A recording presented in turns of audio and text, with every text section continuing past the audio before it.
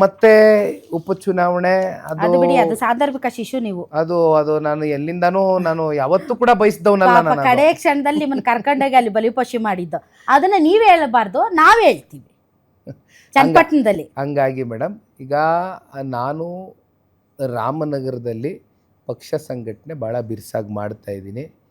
ನನಗೆ ವಿಶ್ವಾಸ ಇದೆ ರಾಮನಗರದ ಜನ ಸನ್ಮಾನ್ಯ ಕುಮಾರಣ್ಣ ಅವ್ರನ್ನ ಯಾವ ರೀತಿ ಗುರುತಿಸಿದ್ರು, ಅದಕ್ಕಿಂತ ಮುಂಚಿತವಾಗಿ ದೇವೇಗೌಡರು ಸಾಹೇಬ್ರನ್ನ ಯಾವ ರೀತಿ ಗುರುತಿಸಿದ್ರು, ಅದೇ ರೀತಿ ಅವ್ರು ಕೊಟ್ಟಂಥ ಅವಕಾಶ ವಾಪಸ್ಸು ಅವ್ರಿಗೆ ಸೇವೆ ಸಲ್ಲಿಸ್ತಕ್ಕಂಥದ್ರಲ್ಲಿ ನಾವೇನೋ ಭಾಳ ದೊಡ್ಡ ಮಟ್ಟದಲ್ಲಿ ಮಾಡಿಬಿಟ್ಟಿದ್ದೀವಿ ಅಂತ ಹೇಳೋದಿಲ್ಲ. ಆದರೆ ಒಂದು ಅಳಿಲ್ ಸೇವೆ ಕ್ಷೇತ್ರದ ವಿಧಾನಸಭೆ ಚುನಾವಣೆನ ತಾವು ರಾಮನಗರದಿಂದಲೇ ಸ್ಪರ್ಧೆ ಮಾಡ್ತೀರಿ? ರಾಮನಗರದಿಂದ ನಾನು ಫಿಕ್ಸ್ ಆಗಿದ್ದೀನಿ ಮೇಡಮ್. ನಮ್ಮ ಕಾರ್ಯಕರ್ತರು ಮುಖಂಡರಿಗೆ ನಿನ್ನೆನೂ SIR ಮೀಟಿಂಗ್ ಇತ್ತು, ಮಾತಾಡಿ ಬಂದಿದ್ದೀನಿ. ನಿರಂತರವಾಗಿ ಟಚ್ಚಲ್ಲಿದ್ದೀನಿ, ಸಂಪರ್ಕದಲ್ಲಿದ್ದೀನಿ. ನಾನು as A very normal basic candidate ಆಗಿ ಯಾವ ರೀತಿ ಎಲ್ಲರೂ ಓಡಾಡಬೇಕು ಆ ರೀತಿ ನಾನು ಕೂಡ ನಿರಂತರವಾಗಿ ಸಂಘಟನೆ ಮಾಡ್ತೀನಿ.